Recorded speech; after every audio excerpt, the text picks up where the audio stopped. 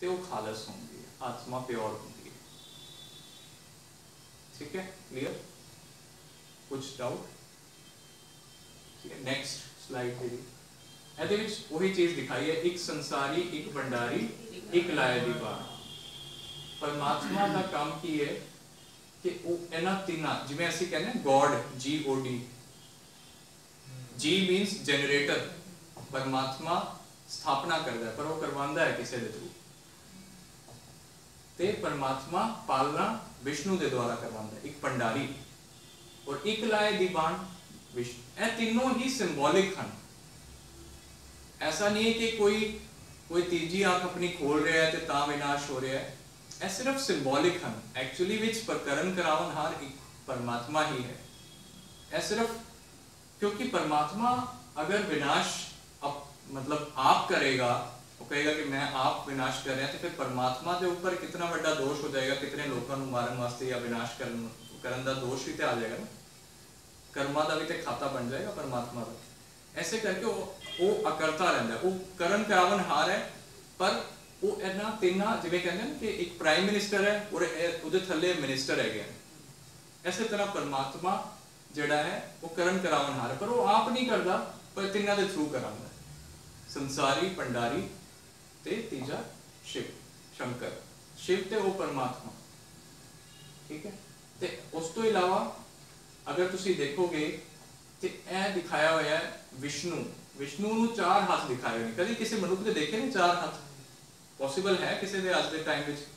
और इतने बड़े कोई देवता नूं दिखा रहे हैं कि 4 हाथ है। यह सिंबॉलिक है, सिर्फ इसका कुछ मीनिंग है, क्यों दिखाए ने 4 हाथ।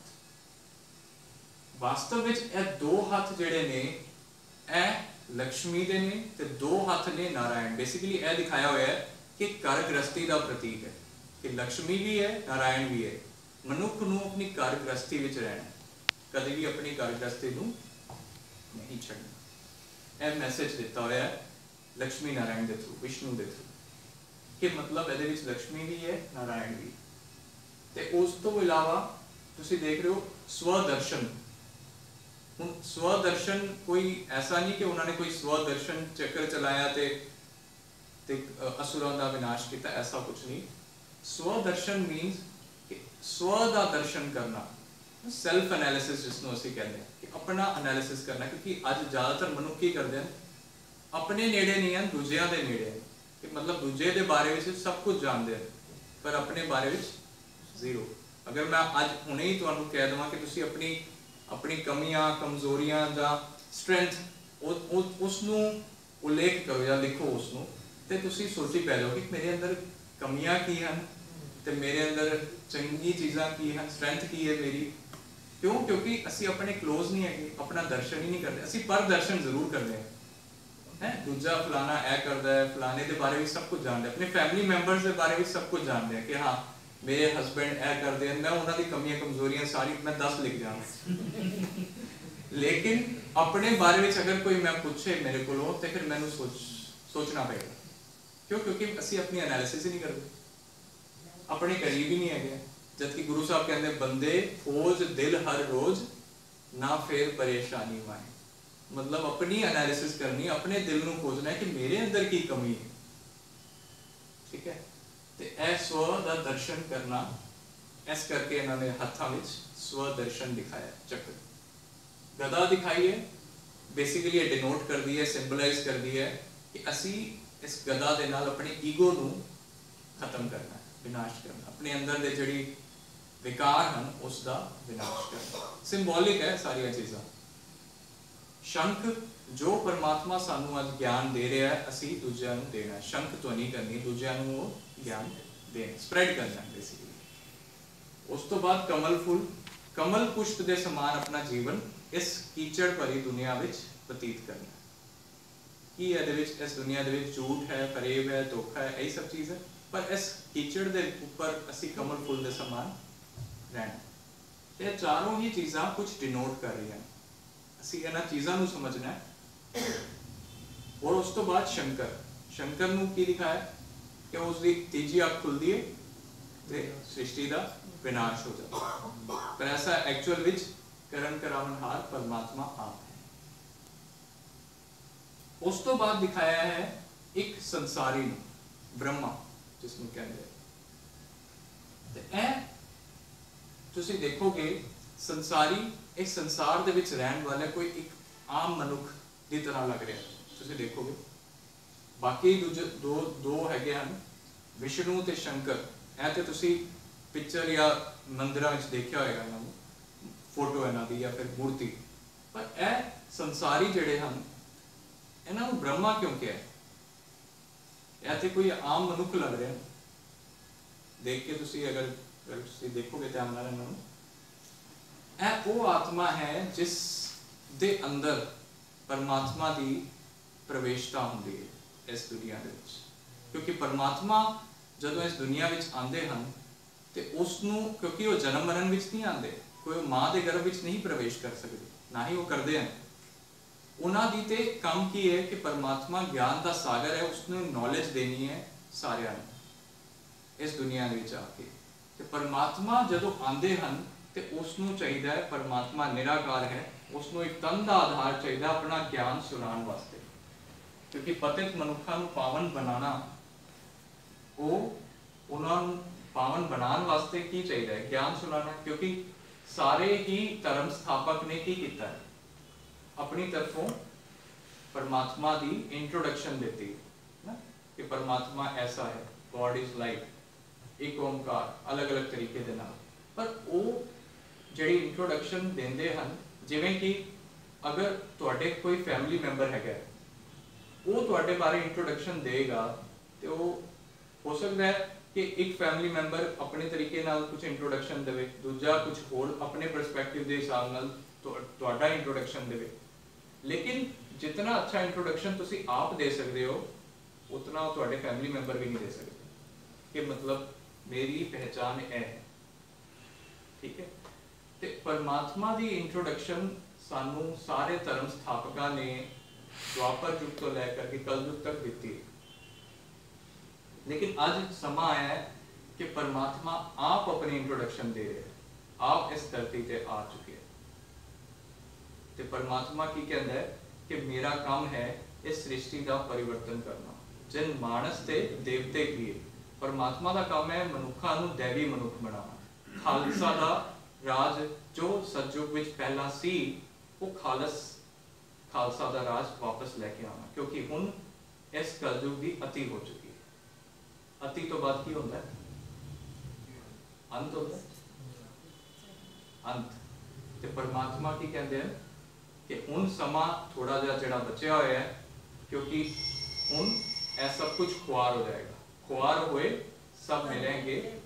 बचे बचणगे कौन जो परमात्मा की शरण विच हो हुण वो समा आ चुके हैं क्योंकि आज दिन तक तुसीं देखोगे खालसा का राज होया आज दिन तक गुरु गोबिंद सिंह जी ने तो 300 साल पहले ही कह दिता सी कि खालसा का राज होएगा आने वाले समय दे विच लेकिन आज दिन तक खालसा होया सब तो उस टाइम ते देखो तुसीं मुगलों का राज सी हिंदुस्तान दे विच उस तो बाद की होया अंग्रेज आए अंग्रेज़ों का राज होया और अंग्रेज जो चले गए उस तो बाद फिर कांग्रेस बीजेपी इन्हां दा ही राज होया खालसा राज कदों होया लेकिन हुण समा परमात्मा आप आकर के दस रहा है कि हुण समा आ गया है कि खालसा दा राज होएगा इस दुनिया दे विच जिहदे विच कोई भी इम्प्योर नहीं होएगा अपवित्र नहीं होएगा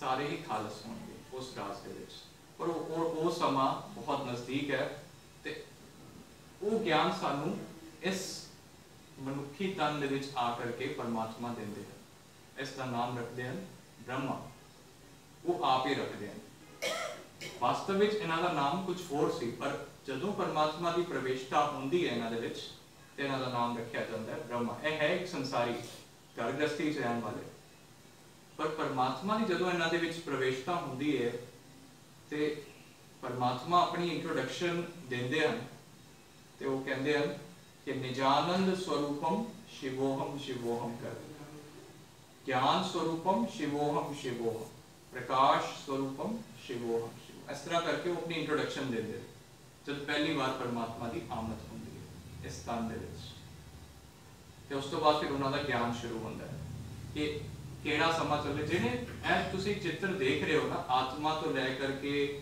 ਸੱਚਖੰਡ ਤੋਂ ਲੈ ਕਰਕੇ ਇਹ ਤਿੰਨ ਦੇਵਤਿਆਂ ਦੇ ਫੋਟੋ ਤੁਸੀਂ ਦੇਖ ਰਹੇ ਹੋ, ਇਹ ਸਾਰੇ ਚਿੱਤਰ ਜਿਹੜੇ ਹਨ, ਇੱਕ ਪਿਤਾ ਏਕਸ ਕੇ ਅੰਬਾਰੇ, ਇਹ ਜਿਤਨੇ ਵੀ ਚਿੱਤਰ ਤੁਸੀਂ ਹੁਣ ਤੱਕ ਦੇਖੇ ਹਨ, ਇਹ ਕਿਸੇ ਮਨੁੱਖ ਦੇ ਬਣਾਏ ਹੋਏ ਨਹੀਂ ਹਨ। ਇਹ ਪਰਮਾਤਮਾ ਦੀ ਡਾਇਰੈਕਸ਼ਨ ਦੇ ਅਨੁਸਾਰ ਇਹ ਬਣਾਏ ਹੋਏ। ਪਰਮਾਤਮਾ ਨੇ ਆਪ ਦੱਸਿਆ ਹੈ ਕਿ ਇਸ ਤਰ੍ਹਾਂ ਜਿਹੜਾ ਹੈ, ਮੈਂ ਇਸ ਥਾਂ ਤੇ ਸੱਚਖੰਡ ਇਹ ਚੀਜ਼ ਹੈ, ਇਸ ਤਰ੍ਹਾਂ ਦਾ ਅਸੀਂ ਰਹਿਵਾਸੀ ਹਾਂ, ਅਸੀਂ ਆਤਮਾਵਾਂ ਦਾ ਨਿਵਾਸ ਸਥਾਨ ਇਸ ਸੱਚਖੰਡ ਵਿੱਚ ਹੈ। ਇਹ ਸਾਰੀਆਂ ਚੀਜ਼ਾਂ ਜਿਹੜੀਆਂ ਨੇ, ਇਹ ਸਾਰੇ ਚਿੱਤਰ ਜਿਹੜੇ ਨੇ, ਉਹ ਕਿਸੇ ਮਨੁੱਖ ਦੇ ਬਣਾਏ ਹੋਏ ਨਹੀਂ, ਇਹ ਪਰਮਾਤਮਾ ਦੀ ਡਾਇਰੈਕਸ਼ਨ ਅਨੁਸਾਰ ਬਣਾਏ ਹੋਏ। ਸਿਰਫ ਉੱਪਰ ਜਿਹੜੀ ਗੁਰਬਾਣੀ ਹੈ ਉਹ ਸਾਡੀ ਐਡੀਸ਼ਨ ਕੀਤੀ ਗਈ, ਅਸੀਂ ਐਡਿਟ ਕੀਤਾ ਹੋਇਆ ਇਹਦੇ ਵਿੱਚ। क्लियर? कोई चीज, कोई डाउट, कोई क्वेश्चन, कोई पूछना चाहे? कुछ पूछ सकते? हाँ जी, हाँ जी, क्लियर। कोई चीज तुसी नहीं पूछना चाहते हो, कुछ पूछ सकते हो। हाँ जी, हाँ जी, कोई गल नहीं, कोई ऐसी गल नहीं। क्वेश्चन तुसी भावे हुण पूछ सकते हो, if you want you can ask later, मतलब बाद से कुछ पूछ सकते हो, आफ्टर सेशन पूछ सकते हो, कोई ऐसी बात नहीं। हाँ जी, हाँ जी, श्योर। मेरी मिसेज आई हुई, हाँ जी, राधा स्वामी नाम लिखता है, बिल्कुल। वो उथे राधा स्वामी ये कहते हैं कि 84 लाख योनियां भुगतन तो बाद ये मानव जन्म मिलता है। और इस सेंटर ये कहा गया कि इंसान मरण तो बाद इंसान ही बनता है, उस बारे में सी दसो। बिल्कुल बिल्कुल, ਇਹ ਕਨਸੈਪਟ ਅਸੀਂ ਕਲੀਅਰ ਕਰਾਂਗੇ, ਪਰ ਇਹ ਚੀਜ਼ ਜਿਹੜਾ ਅਸੀਂ ਹੁਣ ਚੈਪਟਰ ਕੀਤਾ, ਇਸ ਦੇ ਵਿੱਚ ਕਿਸੇ ਨੂੰ ਕੋਈ ਡਾਊਟ ਹੈ? कोई डाउट किसी ਨੂੰ? चलो बाद ਚ ਪੁੱਛ ਲੈਣਾ, ਅਗਰ ਤੁਸੀਂ ਪੁੱਛਣਾ ਹੋਵੇ ਅਲੱਗ ਤੋਂ ਪੁੱਛ ਲੈਣਾ। ਤੁਹਾਡਾ ਕੁਐਸਚਨ ਮੈਂ ਹੁਣ ਪਾਰਕ ਕੀਤਾ ਹੋਲਡ ਤੇ, ਮੈਂ ਜ਼ਰੂਰ ਨੈਕਸਟ ਵਿੱਚ ਦੱਸਾਂਗਾ, ਠੀਕ ਹੈ। ਇਸ ਤੋਂ ਅੱਗੇ ਅਸੀਂ ਦੇਖਦੇ ਹਾਂ ਨੈਕਸਟ। ऊपर लिखे है, चिंता ताकि कीजिए जो अनहोनी होए। ਇਹ ਸ੍ਰਿਸ਼ਟੀ ਦਾ ਚੱਕਰ ਦਿਖਾਇਆ ਹੋਇਆ ਹੈ ਵਿੱਚ। ਸ੍ਰਿਸ਼ਟੀ ਦਾ ਚੱਕਰ ਕੀ ਹੈ?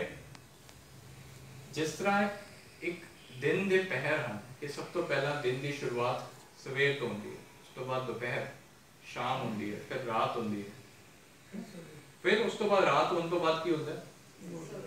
ਫਿਰ ਸਵੇਰ ਆਉਂਦੀ ਹੈ। ਐਸੇ ਤਰ੍ਹਾਂ ਇਸ ਸ੍ਰਿਸ਼ਟੀ ਦਾ ਚੱਕਰ ਚੱਲਦਾ ਹੈ। ਸਭ ਤੋਂ ਪਹਿਲਾਂ ਸਤਜੁਗ, ਸਤਜੁਗ ਵਿੱਚ, ਸਤਜੁਗ ਦੀ ਆਯੂ ਕਿਤਨੀ? 1250 ਸਾਲ। ਇਹ 5000 ਸਾਲ ਦਾ ਪੂਰਾ ਚੱਕਰ ਹੈ। ਅਗਰ ਤੁਸੀਂ ਹਿਸਟਰੀ ਵੀ ਦੇਖੋਗੇ, ਉਹ ਸਿਰਫ ਸਾਡੀ ਹਿਸਟਰੀ ਜਿਹੜੀ ਹੈ ਉਹ 5000 ਸਾਲ ਪੁਰਾਣੀ ਹੈ। ਸਭ ਤੋਂ ਪਹਿਲਾਂ ਦੀ ਸ਼ੁਰੂਆਤ ਹੁੰਦੀ ਹੈ ਸਤਜੁਗ ਵਿੱਚ, ਜਿਹਦੇ ਵਿੱਚ ਲక్ష్ਮੀ ਨਾਰਾਇਣ ਦਾ ਰਾਜ ਹੁੰਦਾ ਹੈ ਉਸ ਦੇ ਵਿੱਚ। ਉਸ ਤੋਂ ਬਾਅਦ ਤ੍ਰੇਤਾ ਯੁਗ, 1250 ਸੇਮ ਏਜ ਉਸ ਦੀ ਹੈ, ਤੇ ਉਹਦੇ ਵਿੱਚ ਸੇਮ ਆਯੂ ਹੈ, ਸ਼੍ਰੀ ਰਾਮ ਸੀਤਾ ਦਾ ਰਾਜ ਹੁੰਦਾ ਹੈ ਉਸ ਦੇ ਵਿੱਚ। ਨੈਕਸਟ ਆਉਂਦਾ ਹੈ ਦੁਆਪਰ ਯੁਗ, ਉਸ ਦੇ ਵਿੱਚ ਆਯੂ ਸੇਮ ਹੈ। ਹੁਣ ਫਰਕ ਕੀ ਹੈ ਇਹਨਾਂ ਤਿੰਨਾਂ ਦੇ ਵਿੱਚ, ਇਹਨਾਂ ਚਾਰਾਂ ਦੇ ਵਿੱਚ, ਕਿ ਸਤਜੁਗ ਵਿੱਚ 8 ਜਨਮ ਉਹ ਆਤਮਾਵਾਂ ਲੈਂਦੀਆਂ ਜੋ ਸਤਜੁਗ ਦੀ ਆਦਿ ਵਿੱਚ ਆਉਂਦੀਆਂ, ਸ਼ੁਰੂਆਤ ਵਿੱਚ ਆਉਂਦੀਆਂ। यानी कि देवी देवते ਜਿਹੜੇ ਆਏ ਉਹਨਾਂ ਨੇ 8 ਜਨਮ ਲਿੱਤੇ 1250 वर्ष, यानी कि एक एवरेज ਦੇ ਹਿਸਾਬ ਨਾਲ ਉਹਨਾਂ ਦੀ ਉਮਰ ਸੀ 150 ਸਾਲ। ਇੱਕ ਜਨਮ ਲਿੱਤਾ, ਆਪਣਾ ਜੀਵਨ ਬਤੀਤ ਕੀਤਾ, 150 ਸਾਲ ਤੋਂ ਬਾਅਦ ਫਿਰ ਦੂਜਾ ਸ਼ਰੀਰ। ਐਸੇ ਹਿਸਾਬ ਨਾਲ ਹੀ ਉਹਨਾਂ ਨੂੰ ਕਿਹਾ ਜਾਂਦਾ ਹੈ ਕਿ ਅਮਰ, ਉਹ ਅਮਰ ਸਨ। ਕਿਉਂ? ਕਿਉਂਕਿ 150 ਸਾਲਾਂ ਤੋਂ ਬਾਅਦ ਆਪਣੀ ਸਵ ਇੱਛਾ ਨਾਲ ਆਪਣਾ ਸ਼ਰੀਰ, ਆਪਣੇ ਤਨ ਨੂੰ ਛੱਡਦੇ ਸੀ, ਦੂਜਾ ਸ਼ਰੀਰ, ਕਿਉਂਕਿ ਉਹ ਪੁਰਾਣਾ ਹੋ ਗਿਆ, ਦੂਜਾ ਸ਼ਰੀਰ।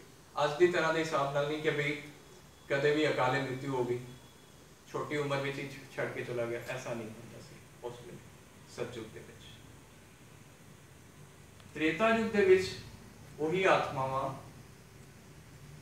1250 ਸਾਲ ਤੱਕ ਰਹਿੰਦੀਆਂ, ਤੇ ਉਹਨਾਂ ਦੀ ਜਿਹੜੀ ਆਯੂ ਹੈ, ਏਜ ਹੈ, ਉਹ ਐਵਰੇਜ ਦੇ ਹਿਸਾਬ ਨਾਲ 100 ਸਾਲ ਤੱਕ ਜੀਂਦੇ ਸਨ, ਤੇ ਤਕਰੀਬਨ ਉਹਨਾਂ ਦੇ 12 ਜਨਮ ਹੁੰਦੇ ਸਨ ਤ੍ਰੇਤਾ ਯੁਗ ਦੇ ਵਿੱਚ। ਠੀਕ ਹੈ, 12 × 100 1200 वर्ष ਦੀ ਜਿਹੜਾ ਇਹ ਯੁਗ ਚੱਲਿਆ, ਸੇਮ 1250 ਜਿਤਨਾ ਸਤਜੁਗ ਚੱਲਿਆ ਉਤਨਾ ਹੀ ਤ੍ਰੇਤਾ ਯੁਗ। ਉਸ ਤੋਂ ਬਾਅਦ ਆਇਆ ਦੁਆਪਰ ਯੁਗ। ਦੁਆਪਰ ਯੁਗ ਦੀ ਆਯੂ ਵੀ ਉਤਨੀ ਹੀ 1250 ਸਾਲ ਹੀ ਹੈ। ਅਗਰ ਤੁਸੀਂ ਦੇਖੋਗੇ ਤੇ ਇੱਕ ਸਵਾਸਤਿਕ ਦੀ ਤਰ੍ਹਾਂ ਬਣਿਆ ਹੋਇਆ, ਜਿਵੇਂ ਹਿੰਦੂਆਂ ਦਾ ਸਵਾਸਤਿਕ ਹੁੰਦਾ, ਸਵਾਸਤਿਕ ਇਕੁਅਲ ਭਾਗਾਂ ਵਿੱਚ ਵੰਡਿਆ ਹੋਇਆ ਜਿਸ ਤਰ੍ਹਾਂ। ਦੁਆਪਰ ਯੁੱਗ ਦੀ ਆਯੂ ਵੀ ਉਤਨੀ ਹੈ 1250 ਸਾਲ, ਪਰ ਇਸ ਦੇ ਵਿੱਚ ਜਨਮ ਜ਼ਿਆਦਾ ਹੋ ਗਏ। ਇਹਦੇ ਵਿੱਚ 21 ਜਨਮ ਆਤਮਾਵਾਂ ਲੈਂਦੀਆਂ, 21 ਜਨਮ। ਮਤਲਬ ਕਿਉਂਕਿ ਇੱਥੇ ਦੁਆਪਰ ਯੁੱਗ ਵਿੱਚ ਆ ਕਰਕੇ ਆਤਮਾਵਾਂ ਥੋੜੀ, ਕਿਉਂਕਿ ਜਨਮ ਮਰਨ ਵਿੱਚ ਆ ਰਹੀ ਹਨ ਤੇ ਉਹਨਾਂ ਦੀ ਵਿੱਚ ਜੋ ਪਿਓਰਿਟੀ ਹੈ, ਜੋ ਖਾਲਸਪਨ ਹੈ, ਉਹ ਘਟਦਾ ਜਾ ਰਿਹਾ ਹੈ ਤੇ ਉਸ ਕਰਕੇ ਜਨਮ ਜ਼ਿਆਦਾ ਹੋ ਰਿਹਾ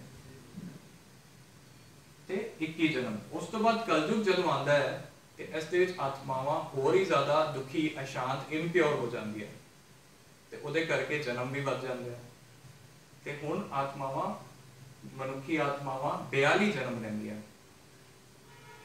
ਜਿੱਥੇ ਦੁਆਪਰ ਯੁੱਗ ਵਿੱਚ 21 ਜਨਮ, ਤ੍ਰੇਤਾ ਵਿੱਚ 12 ਜਨਮ, ਸਤਯੁਗ ਵਿੱਚ 8 ਜਨਮ। ਕਲਯੁਗ ਵਿੱਚ ਟਾਈਮ ਉਤਨਾ ਹੀ ਹੈ 1250 ਵਰਸ਼, 1250 ਸਾਲ, ਲੇਕਿਨ ਮਨੁੱਖੀ ਆਤਮਾਵਾਂ ਦੇ ਜਿਹੜੇ ਜਨਮ ਹਨ ਉਹ ਵੱਧ ਜਾਂਦੇ ਹਨ, ਕਿਉਂਕਿ ਜਿਤਨੀ ਜ਼ਿਆਦਾ ਅਪਵਿੱਤਰਤਾ ਵੱਧ ਜਾਂਦੀ ਹੈ, ਅਕਾਲੀ ਮ੍ਰਿਤਿੂ ਹੋਣੀ ਸ਼ੁਰੂ ਹੋ ਜਾਂਦੀ ਹੈ। 30-40 ਸਾਲਾਂ ਵਿੱਚ ਹੀ ਕਿਸੇ ਦੀ ਅਕਾਲੀ ਮ੍ਰਿਤਿੂ। ਅੱਜ ਕੱਲ੍ਹ ਤੇ ਬੱਚਾ ਜਨਮਿਆ ਤੇ ਉਸ ਦਾ ਵੀ ਨਹੀਂ ਪਤਾ, ਕੁਝ ਟਾਈਮ ਦੇ ਬਾਅਦ ਉਸ ਦੀ ਵੀ ਮ੍ਰਿਤਿੂ ਹੋ ਜਾਂਦੀ, ਕੁਝ ਨਹੀਂ ਪਤਾ ਹੁੰਦਾ। ਇਸ ਮਤਲਬ ਕੁਝ ਫਿਕਸ ਨਹੀਂ ਹੈ ਇਸ ਟਾਈਮ, ਇਸ ਕਰਕੇ ਜਨਮ ਮਰਨ ਜ਼ਿਆਦਾ ਹੁੰਦਾ ਹੈ ਕਲਯੁਗ ਦੇ ਵਿੱਚ। ਟੋਟਲ ਮਿਲਾ ਕਰਕੇ ਅਗਰ ਤੁਸੀਂ ਦੇਖੋਗੇ 8 ਜਨਮ ਸਤਯੁਗ ਦੇ ਵਿੱਚ, ਤੁਸੀਂ ਹੁਣ ਕਾਊਂਟ ਕਰਦੇ ਜਾਣਾ, 12 ਜਨਮ ਤ੍ਰੇਤਾ ਯੁੱਗ ਦੇ ਵਿੱਚ, 8 ਤੇ 12 ਕਿਤਨੇ ਹੋ ਗਏ? 20 ਜਨਮ। ਦੁਆਪਰ ਯੁੱਗ ਵਿੱਚ 21 ਜਨਮ, ਕਿਤਨੇ ਹੋ ਗਏ? 41। 41 ਤੋਂ ਬਾਅਦ ਕਲਯੁਗ ਦੇ ਵਿੱਚ 42 ਜਨਮ, 83 ਜਨਮ ਹੋ ਗਏ। ਹੁਣ ਕਲਯੁਗ ਤੋਂ ਬਾਅਦ, ਰਾਤ ਤੋਂ ਬਾਅਦ ਦਿਨ ਆਉਣਾ ਹੈ, ਕਲਯੁਗ ਤੋਂ ਬਾਅਦ ਫਿਰ ਸਤਯੁਗ ਆਉਣਾ ਹੈ, ਖਾਲਸਾ ਦਾ ਰਾਜ ਹੋਣਾ ਹੈ। ਇਹ ਹੈਗਾ ਹੁਣ ਵਿਚਕਾਰਲਾ ਸਮਾਂ, ਜਿਸ ਨੂੰ ਕਹਿੰਦੇ ਆ ਰਾਤ ਤੇ ਦਿਨ ਦਾ ਸੰਗਮ। ਇਹ ਹੈਗਾ ਸੰਗਮ ਯੁੱਗ, ਠੀਕ ਹੈ। ਹੁਣ ਅਗਰ ਇਹ ਸੰਗਮ ਯੁੱਗ ਹੈ ਤੇ ਇਸ ਜਨਮ ਨੂੰ, ਜਦੋਂ ਅਸੀਂ ਸੇਮ ਜਨਮ ਵਿੱਚ ਹੈਗੇ ਆ, ਸਾਡਾ ਕੋਈ ਮ੍ਰਿਤਿੂ ਨਹੀਂ ਹੋਈ, ਅਸੀਂ ਸਰੀਰ ਨਹੀਂ ਛੱਡਿਆ, ਲੇਕਿਨ ਜਦੋਂ ਪਰਮਾਤਮਾ ਦੇ ਘਰ ਵਿੱਚ ਸਾਡਾ ਨਵਾਂ ਜਨਮ ਹੋਇਆ ਹੈ, ਇਸ ਨੂੰ ਇੱਕ ਨਵਾਂ ਜਨਮ ਕਵਾਂਗੇ। ਬੇਸਿਕਲੀ 84ਵਾਂ ਸਾਡਾ ਜਨਮ ਹੈ, ਜਦੋਂ ਅਸੀਂ ਪਰਮਾਤਮਾ ਦੇ ਗਿਆਨ ਨੂੰ ਸਮਝਦੇ ਹਾਂ, ਸਤਿਗੁਰੂ ਦੇ ਗਿਆਨ ਨੂੰ ਸਮਝਦੇ ਹਾਂ, ਤੇ ਉਹ ਸਾਡਾ ਇੱਕ ਨਵਾਂ ਜਨਮ ਹੁੰਦਾ ਹੈ, ਸਤਿਗੁਰ ਕੇ ਜਨਮੇ, ਠੀਕ ਹੈ। ਤੇ ਇਹ ਗੁਰਬਾਣੀ ਸਾਨੂੰ ਦੱਸਦੀ ਹੈ। ਹੁਣ ਕਿਉਂ ਲਿਖਿਆ ਹੈ ਕਿ ਚਿੰਤਾ ਤਾਂ ਕੀ ਕੀਜੀਏ ਜੋ ਅਨਹੋਣੀ ਹੋਏ? ਕਿਉਂਕਿ ਇਸ ਚੱਕਰ ਜਿਹੜਾ ਹੈ ਸਤਯੁਗ ਤੋਂ ਲੈ ਕੇ ਕਲਯੁਗ ਤੱਕ ਰਿਪੀਟੀਸ਼ਨ ਹੈ। ਜੋ ਸਤਯੁਗ ਵਿੱਚ ਹੋਇਆ, ਜਿਵੇਂ ਦਿਨ ਹੋਇਆ, ਸਾਨੂੰ ਪਤਾ ਹੈ, ਉਸ ਤੋਂ ਬਾਅਦ ਦੁਪਹਿਰ ਹੋਏਗੀ, ਸ਼ਾਮ ਹੋਏਗੀ, ਫਿਰ ਰਾਤ ਹੋਏਗੀ, ਫਿਰ ਉਸ ਤੋਂ ਬਾਅਦ ਰਿਪੀਟੀਸ਼ਨ, ਫਿਰ ਦਿਨ ਹੋਏਗਾ, ਦੁਪਹਿਰ ਹੋਏਗੀ, ਸ਼ਾਮ, ਰਾਤ। ਚੇਂਜ ਹੋ ਸਕਦਾ ਹੈ, ऐसा हो सकता है कि रात तो बाद दोपहर आ जाए, रात तो बाद शाम आ जाए, पॉसिबल है। रात तो बाद आना ही सवेर है। ऐसे तरह कलयुग तो बाद वापस सतयुग आना है, ते सतयुग तो लैकर के जिहड़ा कलयुग अंत तक यह पूरा जिहड़ा चक्र है यह रिपीटिशन। इसका मतलब है कि एक एक सेकंड जो भी इस वेले हो रहा है, कुछ भी अनहोनी नहीं हो रही, कुछ भी अनहोनी नहीं हो रही। मतलब एक एक सेकंड वही हो रहा है जो होना सी। एक एक सेकंड खेल के हिसाब नाल हो रहा है। सृष्टि चक्र होर कुछ नहीं है, एक खेल है। आवन जान एक खेल बनाया, आज्ञाकारी कीनी माया। ਇਹ ਤੇ खेल बनया होया। सृष्टि चक्र जिहड़ा है खेल है, जिहदे विच आना ते जाना लग्या होया है, जन्म मरण लग्या होया है। लेकिन सब तो इंटरेस्टिंग चीज़ है कि यह जिहड़ा साइकिल है, यह जिहड़ा चक्र है, हू बहू रिपीट होंदा है, हू बहू। एक एक सेकंड जो बीत रहा है वो उसी तरह बीत रहा है जो 5000 साल पहला बीतया सी। यह सानू परमात्मा क्लीयर कर दे कि तुहाडे नाल जो कुछ भी हो रहा है, जिवें असी कोई मूवी देखने आ, कोई पिक्चर देखने आ, वो पिक्चर असी पहली बार देखी ते उस पिक्चर को असी दोबारा देखिए ते की उहदे विच जो सीन हन वो चेंज हो जाएंगे, बदल जाएंगे। जितनी मर्जी बार असी देखिए वो सीन जिहड़े हन वो वही रिपीट होंगे, भावें असी 10 बार देखिए, 100 बार देखिए, जितनी मर्जी बार उसनूं देखिए वो वही रिपीट होंगे। रिपीटिशन है। क्लियर? तो एक एक सेकंड जो साडे नाल हो रहा है ਇਹ ਉਹੀ ਹੋ ਰਿਹਾ ਜੋ 5000 ਸਾਲ ਪਹਿਲਾਂ ਹੋਇਆ ਸੀ। ਅੱਜ ਜਿਸ ਤਰ੍ਹਾਂ ਤੁਸੀਂ ਸਾਰੇ ਇੱਥੇ ਬੈਠੇ ਹੋ 5000 ਸਾਲ ਪਹਿਲਾਂ ਵੀ ਤੁਸੀਂ ਇੱਥੇ ਹੀ ਐਸੇ ਥਾਂ ਤੇ ਬੈਠੇ ਹੋਏ ਸੀ, ਐਸੀ ਤਰ੍ਹਾਂ ਸੁਣ ਰਹੇ ਸੀ। ਇੱਕ ਇੱਕ ਸੈਕਿੰਡ ਜੋ ਬਤੀਤ ਹੋ ਰਿਹਾ ਹੈ ਉਹ ਪਰਮਾਤਮਾ ਕਹਿੰਦੇ ਹਨ ਕੁਝ ਵੀ ਕਿਸੇ ਦੇ ਨਾਲ ਅਨਹੋਣੀ ਨਹੀਂ ਹੋ ਰਹੀ। ਇਹ ਪਿਕਚਰ ਰਿਪੀਟ ਹੋ ਰਹੀ, ਇਹ ਮੂਵੀ ਰਿਪੀਟ ਹੋ ਰਹੀ ਔਰ ਇਹ ਖੇਲ ਹੈ। ਇਸ ਦੇ ਵਿੱਚ ਕਿਸੇ ਦਾ ਕੋਈ ਦੋਸ਼ ਨਹੀਂ। ਹਾਲਾਂਕਿ ਉਸ ਦੇ ਵਿੱਚ ਕਰਮਾਂ ਦਾ ਜੋ ਹੈ ਉਹ ਸਾਨੂੰ ਫਲ ਜ਼ਰੂਰ ਮਿਲਦਾ ਹੈ। ਜੇ ਅਗਰ ਜੋ ਅਸੀਂ ਅਗਰ ਮਾੜੇ ਕਰਮ ਕੀਤੇ ਨੇ ਉਹ ਸਾਨੂੰ ਫਲ ਤੇ ਮਿਲੇਗਾ, ਪਰ ਉਹ ਸਭ ਕੁਝ ਹੀ ਇਸ ਪਿਕਚਰ ਦੇ ਵਿੱਚ, ਇਸ ਡਰਾਮਾ, ਇਸ ਖੇਲ ਦੇ ਵਿੱਚ ਨਿਯੁਕਤ ਹੈ, ਪਹਿਲਾਂ ਤੋਂ ਹੀ ਹੈ, ਫਿਕਸ ਹੈ, ਹੋਣੀ ਹੈ। ਇੱਕ ਇੱਕ ਸੈਕਿੰਡ ਜੋ ਸਾਡੇ ਨਾਲ ਹੋ ਰਿਹਾ ਸੀ ਕਹਿੰਦੇ ਆ ਅਰੇ ਸਾਡੇ ਨਾਲ ਇਹ ਕਿਸ ਤਰ੍ਹਾਂ ਹੋ ਗਿਆ, ਇਹ ਤੇ ਅਨਹੋਣੀ ਹੋ ਗਈ ਸਾਡੇ ਨਾਲ। ਕਿਸੇ ਦੇ ਨਾਲ ਵੀ ਅਨਹੋਣੀ ਨਹੀਂ ਹੁੰਦੀ। परमात्मा आप दसते हैं इस सृष्टि चक्र, क्योंकि यह सृष्टि चक्र की है कितने टाइम का है किसी को भी नहीं पता सी, लेकिन परमात्मा जब इस सृष्टि ते आते हैं तो वो दसते हैं कि इस सृष्टि का चक्र है कितना लंबा ते हुण कितना समा बचे है। क्योंकि असी हुणे देखिया सी चित्र दे विच की लिखिया सी 1250 वर्ष के सारे युग हैं, सतयुग, त्रेता, द्वापर, कलयुग। सेम ਜਿਹੜਾ ਹੁਣ ਦਾ ਸਮਾਂ ਹੈ ਸੰਗਮ ਯੁਗ, ਜਿਸ ਨੂੰ ਸਤਯੁਗ ਤੇ ਕਲਯੁਗ ਦਾ ਸੰਗਮ ਕਹਿੰਦੇ ਆ। ਰਾਤ ਤੇ ਦਿਨ ਦਾ ਜਿਹੜਾ ਸੰਗਮ ਹੁੰਦਾ ਨਾ, ਅੰਮ੍ਰਿਤ ਵੇਲਾ ਕਹਿੰਦੇ ਆ ਜਿਸ ਨੂੰ, ਉਸੇ ਤਰ੍ਹਾਂ ਕਲਯੁਗ ਤੇ ਸਤਯੁਗ ਦਾ ਹੈ ਸੰਗਮ। ਠੀਕ ਹੈ? ਤੇ ਇਸ ਸੰਗਮ ਦੇ ਵਿੱਚ ਕੀ ਹੁੰਦਾ ਹੈ? ਪਰਮਾਤਮਾ ਦੀ ਮਤਲਬ ਆਮਦ ਹੁੰਦੀ ਹੈ ਇਸ ਦੁਨੀਆ ਦੇ ਵਿੱਚ। ਜਿਵੇਂ ਤੁਸੀਂ ਅਗਰ ਤੁਹਾਡੇ ਵਿੱਚੋਂ ਕੋਈ ਸਾਇੰਸ ਦਾ ਇੱਕ ਸਟੂਡੈਂਟ ਹੋਏਗਾ, ਉਸ ਨੂੰ ਪਤਾ ਹੋਏਗਾ ਇੱਕ ਲਾਅ ਆਫ ਐਂਟਰੋਪੀ ਹੈ। ਲਾਅ ਆਫ ਐਂਟਰੋਪੀ ਕਿਸੇ ਨੇ ਸੁਣਿਆ? ਲਾਅ ਆਫ ਐਂਟਰੋਪੀ ਹੈਗਾ ਕਿ ਇੱਕ ਲਾਅ ਹੈਗਾ ਕਿ ਜੋ ਵੀ ਚੀਜ਼ એનર્ਜੀ ਕਦੀ ਵੀ ਡਿਸਟਰੋਏ ਨਹੀਂ ਹੁੰਦੀ, ਕਦੀ ਵੀ ਉਸ ਦਾ ਵਿਨਾਸ਼ ਨਹੀਂ ਹੁੰਦਾ, ਕਦੀ ਵੀ ਕ੍ਰੀਏਟ ਨਹੀਂ ਕੀਤੀ ਜਾ ਸਕਦੀ। ਆਤਮਾ ਇੱਕ એનર્ਜੀ ਹੈ ਨਾ, ਜਿਵੇਂ ਹਵਾ ਇੱਕ એનર્ਜੀ ਹੈ, ਆਤਮਾ ਇੱਕ ਲਾਅ ਆਫ ਕੰਜ਼ਰਵੇਸ਼ਨ ਆਫ ਮਾਸ। ਇਹ ਹੈਗਾ ਬੇਸਿਕਲੀ ਜੋ ਵੀ ਚੀਜ਼ ਇਸ ਦੁਨੀਆ ਦੇ ਵਿੱਚ ਹੈ ਉਹ ਨਵੀਂ ਤੋਂ 3 ਸਟੇजेस ਤੋਂ ਗੁਜ਼ਰੇਗੀ, ਸਤੋ, ਰਜੋ, ਤਮੋ। ਇਹ 3 ਸਟੇजेस ਤੋਂ ਹਰ ਚੀਜ਼ ਗੁਜ਼ਰਦੀ ਹੈ। Energy cannot be created nor it can be destroyed. It can be formed in one to the other. One form to the another form. मतलब एनर्जी ਜਿਹੜੀ ਹੈ ਉਹ ਇੱਕ ਫਾਰਮ ਤੋਂ ਦੂਜੀ ਫਾਰਮ 'ਚ ਹੋ ਸਕਦੀ ਹੈ, ਲੇਕਿਨ एनर्जी ਕਦੀ ਡਿਸਟਰੋਏ ਨਹੀਂ ਹੋ ਸਕਦੀ। ਜੋ ਚੀਜ਼ ਨਵੀਂ ਹੈ वो चीज पुरानी जरूर होएगी, नवी तो पुरानी और बहुत स्लो जरा मीटिंग है जाना श्योर कोई बात। ठीक है? ये चीज सब नु क्लियर है कि आत्मा ਜਿਹੜੀ ਹੈ जन्म मरण ਵਿੱਚ ਆਂਦੇ ਆਂਦੇ ਉਹਦੇ ਵਿੱਚ ਕੀ ਹੁੰਦਾ ਹੈ?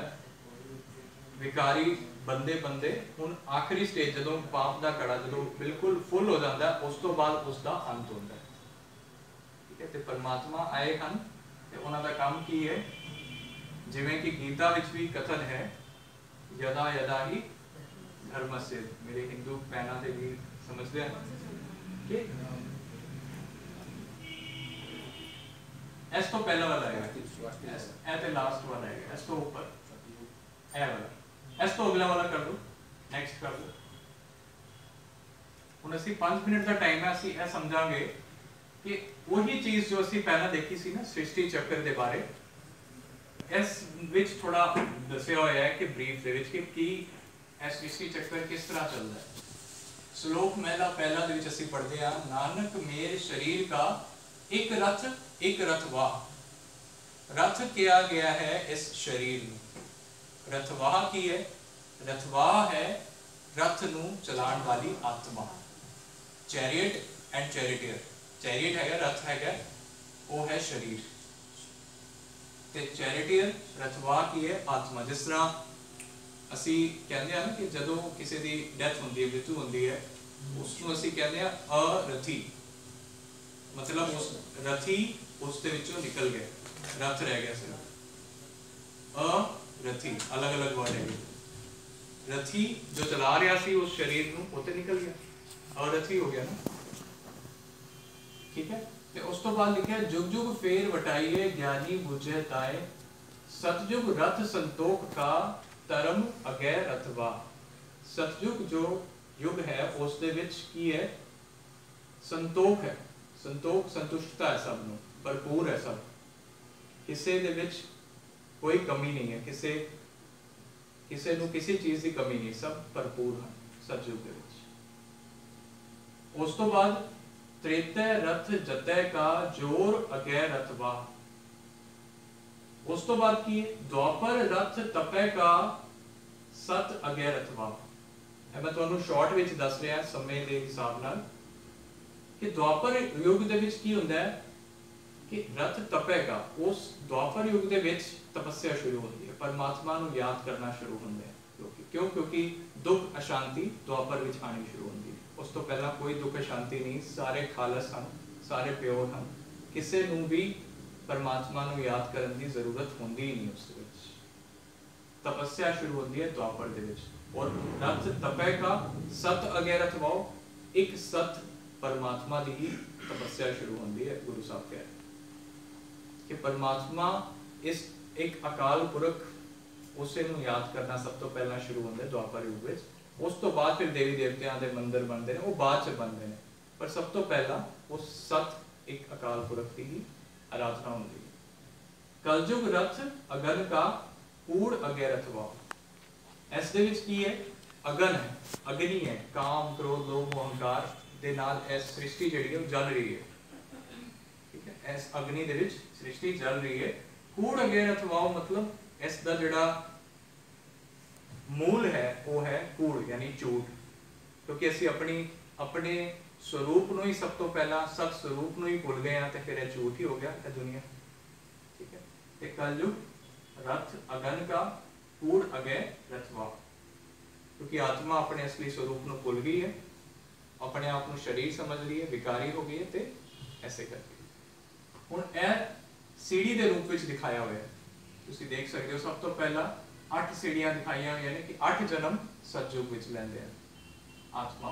उस तो बाद 12 सीढ़ियां दिखाई हैं, श्री राम सीता का राज होता है, ते उस दे विच की हुंदा है बिल्कुल प्योर हैं। 33 करोड़ देवी देवता जिहड़े जिन्हां दा गायन है, यह 20 जन्मां तक यह आत्मावां बिल्कुल प्योर रहिंदियां, उन्हां दे विच कोई विकार नहीं हुंदा, खालस हुंदियां। उस तो बाद आंदा द्वापर युग। द्वापर युग विच जदों आत्मावां थोड़ियां बेईमान या क्योंकि अपने देह पान विच आनियां शुरू होंदी है, उस तो बाद भक्ति शुरू होंदी है। भक्ति शुरू होती, सब तो पहला शिव का मंदिर बना करके, सोमनाथ का मंदिर वो बना करके ते राजा विक्रमादित्य उन्हां दी पूजा करनी शुरू कर दें, क्योंकि उन्होंने पता है कि किते ना किते मैनूं सुख देने वाला वो अकाल पुरख परमात्मा ही है, ते उसकी पूजा करनी शुरू होती। उस तो बाद फिर की हुंदा है 21 सीढ़ियां दिखाईयां ने, यानी कि 21 जन्म द्वापर युग दे विच, जिहदे विच पहला ते अकाल पुरख परमात्मा की पूजा होंदी है, उस तो बाद फिर देवी देवतियां की पूजा होनी शुरू होंदी है। श्री राम, श्री लक्ष्मी ते श्री नारायण इन्हां दी पूजा शुरू, फिर श्री राम सीता की पूजा। अज दा समा की आ गया है, कलयुग दा समा, अज ते मनुख पंच तत्तां की पूजा कर रहे हैं। ईवन एक्टर्स की पूजा होंदी है, किसी किसी थां ते एक्टरां की पूजा होंदी है, सच्ची गल। ईवन तुसीं देखोगे अमिताभ बच्चन का भी एक मंदिर बनाया हुआ है, उन्हां दी पूजा कर रहे हैं। मतलब क्योंकि इतने लोग दुखी हैं, इतने परेशान हैं कि उन्होंने कुछ भी दिखता है तो उसकी पूजा करने लग जाते हैं। ते ਇਹਦੇ ਵਿੱਚ ਕੀ ਦਿਖਾਇਆ अत्याचार दुराचार की ਜਿਹੜੀ अति है, मतलब एक्सट्रीम है जिसਨੂੰ ਕਹਿੰਦੇ ਆ। ਤੇ ਇਹਦੇ ਵਿੱਚ ਕਿੰਨੀਆਂ ਸੀੜੀਆਂ ਦਿਖਾਈਆਂ ਨੇ 42 सीढ़ियां टोटल कलयुग दे विच। ते देहधारी गुरुआं दी पूजा हो रही है, ते उस तो इलावा पेड़ां दी पूजा हो रही है, सूरज की पूजा हो रही है। क्यों? क्योंकि सारे कलयुग दे विच विकारी हन, दुखी हन, परेशान हन। ते ਇਹ ਜਿਹੜਾ ਸਮਾਂ है, इस वेले परमात्मा की आमद होंदी है, जब होर कलयुग होंदा है, कलयुग का भी अंत होंदा है, उस वेले उस अकाल पुरख परमात्मा नूं आप आउणा पैंदा है। छड़ सिंघासन हरि जी आए, परमात्मा आप इस तरह ते आंदे हन ते की करदे हन कि सारियां नूं यह ज्ञान जो तुसीं सुन रहे हो, यह परमात्मा के द्वारा दिता गया ज्ञान है। ਕਿਸੇ ਮਨੁੱਖ ਦਾ ਦਿੱਤਾ ਹੋਇਆ ਨਹੀਂ। ਪਰਮਾਤਮਾ ਨੇ ਆਪ ਇਸ ਗਿਆਨ ਨੂੰ ਦਿੱਤਾ ਹੈ ਕਿ ਹੁਣ ਜਿਹੜਾ ਹੈ ਖਾਲਸ ਬਣਨ ਦਾ ਟਾਈਮ ਆ ਗਿਆ ਹੈ, ਕਿਉਂਕਿ ਹੁਣ ਖਾਲਸਾ ਦਾ ਰਾਜ ਹੋਣਾ ਹੈ, ਖਾਲਸ ਹੀ ਸਾਰੇ ਹੋਣਗੇ ਇਹਦੇ ਵਿੱਚ। ਤੇ ਤੁਸੀਂ ਦੇਖਿਆ ਹੋਵੇਗਾ ਇੱਕ ਪੰਜਾਬ ਦੇ ਵਿੱਚ ਅੰਮ੍ਰਿਤਸਰ ਦੇ ਆਸ-ਪਾਸ ਇੱਕ ਗੁਰਦੁਆਰਾ ਵੀ ਹੈ ਜਿਹਦੇ ਵਿੱਚ ਕੀ ਹੈ 84 ਸੀੜੀਆਂ। ਦੇਖਿਆ ਕਿਸੇ ਨੇ ਗੁਰਦੁਆਰਾ? ਦੇਖਿਆ? ਉਸ ਦੇ ਵਿੱਚ ਕੀ ਹੈ 84 ਪੌੜੀਆਂ ਬਣੀਆਂ ਹੋਈਆਂ, ਔਰ ਇੱਕ ਇੱਕ ਪੌੜੀ ਥੱਲੇ ਜਾ ਕਰਕੇ ਕੀ ਕਰਦੇ हैं, ਅਸੀਂ ਥੱਲੇ ਜਾਂਦੇ ਆ, ਇਸ਼ਨਾਨ ਕਰਦੇ ਨੇ, ਉਸ ਤੋਂ ਬਾਅਦ ਫਿਰ ਵਾਪਸ ਜਪਜੀ ਸਾਹਿਬ ਦਾ ਪਾਠ ਕਰਦੇ ਕਰਦੇ ਉੱਪਰ ਚੜ੍ਹਦੇ ਜਾਂਦੇ, ਸੀੜੀ ਚੜ੍ਹਦੇ ਜਾਂਦੇ।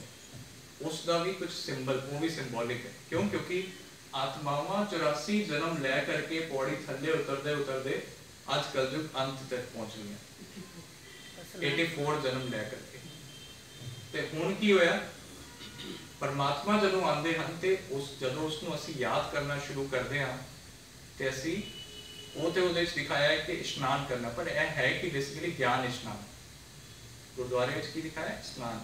ਤੇ ਉਸ ਤੋਂ ਬਾਅਦ ਅਸੀਂ ਪਰਮਾਤਮਾ ਨੂੰ ਯਾਦ ਜਪ ਕਰਕੇ, ਜਪਜੀ ਸਾਹਿਬ ਦਾ ਪਾਠ ਕਰਦੇ ਹਾਂ, ਜਪ ਕਰਕੇ ਪਰਮਾਤਮਾ ਨੂੰ ਯਾਦ ਕਰਕੇ ਤੇ ਅਸੀਂ ਖਾਲਸ ਬਣ ਕੇ ਤੇ ਇੱਕ ਇੱਕ ਸੀੜੀ ਉੱਪਰ ਚੜ੍ਹਦੇ ਜਾਂਦੇ ਹਾਂ।